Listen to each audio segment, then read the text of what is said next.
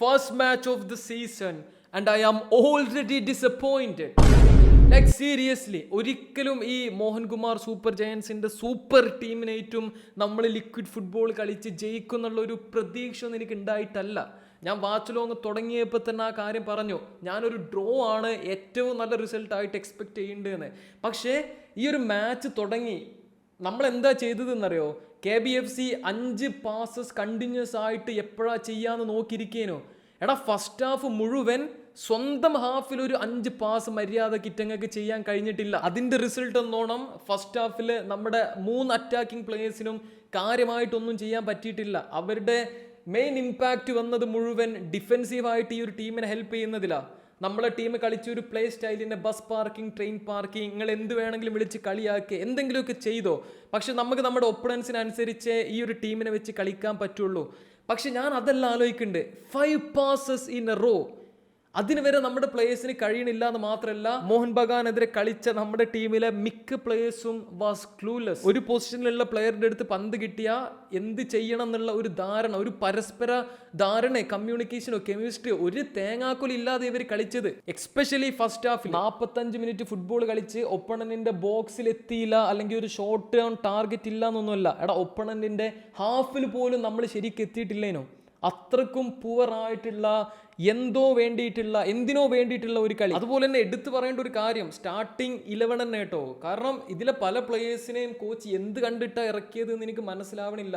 കാരണം Abin Das, he is not ready. Okay, especially Mohun ബഗാനെ പോലെയുള്ള ഒരു ഒപ്പണൻസിനെതിരെ കളിക്കാൻ he is not ready. Rowllin Borges, ആളെ ഭാഗത്ത് നിന്ന് ഞാൻ ഏറ്റവും മിനിമം എക്സ്പെക്ട് ചെയ്തത് എക്സ്പീരിയൻസ് ഉള്ള ഒരു കളിയാണ്. വളരെ പൂർ ആൻഡ് സ്ലോ ആയിട്ടുള്ള ഒരു കളി from Rowllin Borges. Very disappointed. Second ഹാഫിൻ്റെ കേസിൽ വേറെ കുറച്ച് പ്ലേയേഴ്സ് ഇറങ്ങി ഫസ്റ്റ് ഹാഫിനേക്കാളും കമ്പാരിറ്റീവ്ലി ബെറ്റർ ആയിരുന്നു. ആൻഡ് ഇന്നത്തെ എടുത്തു പറയേണ്ട ഒരേ ഒരു പ്ലെയർ, ഐ മീൻ അത്രക്കും എല്ലാവരും ഒരേ സ്വരത്തിൽ എടുത്തു പറയാൻ പോകുന്ന ഒരു പ്ലെയറാണ് കെവിൻ യോക്ക്. ആളാണ് എന്തെങ്കിലുമൊക്കെ ആ ഒരു അറ്റാക്കിൽ ചെയ്തത് കേട്ടോ. ആ ഒരു ലെഫ്റ്റ് വിങ്ങിൽ ആളൊരു 3-4 പ്ലേയേഴ്സിനെ വലിച്ചു പോയിട്ടൊക്കെ ബോക്സ് ക്രോസ് ചെയ്ത് കൊടുക്കുമ്പോൾ നമ്മുടെ പ്ലേയേഴ്സ് ആ ഒരു ബോക്സിൽ ഇല്ലാതെ മാത്രമല്ല, മറ്റൊരു നെഗറ്റീവായിട്ടുള്ള ഒരു കാര്യം, പ്ലേയേഴ്സ് ഫിറ്റ് അല്ലാന്ന്, ഐ മീൻ പല പ്ലേയേഴ്സും ഫിറ്റ് അല്ല എന്നുള്ളൊരു കാര്യം കൂടെ ഈ മാച്ചിൽ തന്നെ കണ്ടിട്ടോ. കെവിൻ യോക്ക് കഷ്ടപ്പെട്ട് ഒരു ചാൻസ് ക്രിയേറ്റ് ചെയ്ത് കൊടുത്തപ്പോൾ നമ്മുടെ പ്ലേയേഴ്സിന് അങ്ങോട്ട് പോയിട്ട് ചാർജ് ചെയ്യാൻ വരെ കഴിഞ്ഞിട്ടില്ല. അതാരാന്നൊന്നും ഞാൻ പറയണില്ല. കെവിൻ യോക്ക് ആളുടെ ഭാഗത്തുനിന്ന് അധികം മിസ്റ്റേക്സ് ഉണ്ടായിട്ടില്ല. കിട്ടിയ ബോളിലൊക്കെ എന്തെങ്കിലുമൊക്കെ ഉണ്ടാക്കാൻ ആൾ ശ്രമിച്ചിട്ടുണ്ടായിരുന്നു. ബാക്കിയുള്ള പ്ലേയേഴ്സൊക്കെ അങ്ങനെ ചെയ്തു എന്ന് പറയാൻ കഴിയണില്ല. പിന്നെയുള്ള 2 പോസിറ്റീവ്സ്, നമ്മുടെ central defensive duo Bikash Yumnam and Omar, രണ്ടാളും വാസ് ഡീസെൻറ്റ്.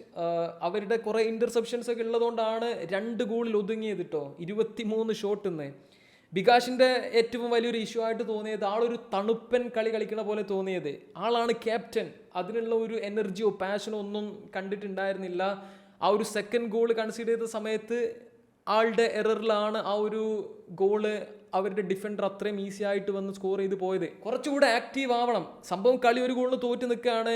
ഈ ഫ്രീ കിക്ക് എന്ത് റിസൾട്ട് വന്നാലും വലിയ കുഴപ്പമൊന്നുമില്ല. പക്ഷേ സെറ്റ് പീസസിന്റെ സമയത്ത് നമുക്ക് ലേസി ആയിട്ട് ഡിഫെൻഡ് ചെയ്യാനോ ബ്ലോക്ക് ചെയ്യാനോ ഒന്നും പറ്റൂല. ആ ഒരു ഫിസിക്കൽ ഡോമിനൻസ് ആയാലും എനർജിയും പാഷനും ഒക്കെ അവിടെ വേണം. ഇല്ലെങ്കിൽ പണി കിട്ടും. ഇന്ന് കിട്ടിയ പോലെ Mohun Bagan just take the trophy home man. Like seriously, എടാ ഇവരെ ബെഞ്ച് സ്ട്രെങ്ത് ഇല്ലേ, ആ ടീമിലെ പ്ലേയേഴ്സ് നമ്മുടെ കയ്യിലുണ്ടെങ്കിൽ തന്നെ നമുക്ക് ഇതിനേക്കാൾ നന്നായിട്ട് കളിക്കാം. എങ്ങനെ നമ്മൾ ഇതുമായിട്ടൊക്കെ കമ്പീറ്റ് ചെയ്യുക എനിക്കറിയില്ല. എടാ ഓരോ ലെഫ്റ്റ് ബാക്കിനെ കണ്ടോ, ഇവരെവിടുന്നാണ് ഓനൊക്കെ പൊക്കി കൊണ്ടുവന്നത്?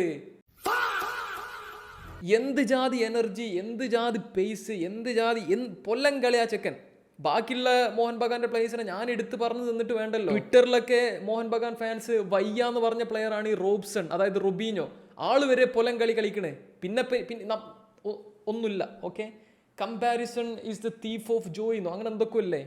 കമ്പയർ ചെയ്തിട്ട് കാര്യമില്ല, നമുക്ക് സങ്കടാവുന്നേ ഉള്ളൂ. ഓൾസോ ഈ ഒരു മാച്ച് മാത്രം വെച്ച് നമ്മുടെ ടീമിനെ മൊത്തത്തിൽ ജഡ്ജ് ചെയ്യാനോ അല്ലെങ്കിൽ ഈ സീസൺ മുഴുവൻ കഴിഞ്ഞു എന്നൊന്നും പറയാനൊന്നും എനിക്ക് താല്പര്യമില്ല. കാരണം നമ്മൾ ഈ ഒരു ലീഗിലെ തന്നെ ഏറ്റവും ബെസ്റ്റ് ടീമിനെതിരെയാണ് ഫസ്റ്റ് മാച്ച് കളിച്ചത്. ഓക്കെ, ഇനി അങ്ങോട്ടുള്ള മാച്ചസ് ഈസി ആയില്ലെങ്കിലേ അത്ഭുതമുള്ളൂ. ഓക്കെ, ഈസി ആവണം. അറ്റ്ലീസ്റ്റ് ഇതിനേക്കാൾ നല്ല പെർഫോമൻസ് കാണണം. വേറൊരു പ്രശ്നം എന്താ പറയുക, 1ാം സ്ഥാനക്കാർക്ക് മാത്രമേ എന്തെങ്കിലുമൊക്കെ മെച്ചുള്ളൂ. അത് കിട്ടോ ഇല്ല എന്നുള്ള കാര്യത്തിൽ ഏകദേശമൊക്കെ ഒരു തീരുമാനമായിട്ടുണ്ട്. ആകെ 13 മാച്ചല്ലേ ഉള്ളൂ. അറ്റ്ലീസ്റ്റ് റെലഗേഷൻ ഉണ്ടല്ലേ. ഞഞ്ഞ ഞഞ്ഞ അത്രക്കുള്ളൂ. ബൈ.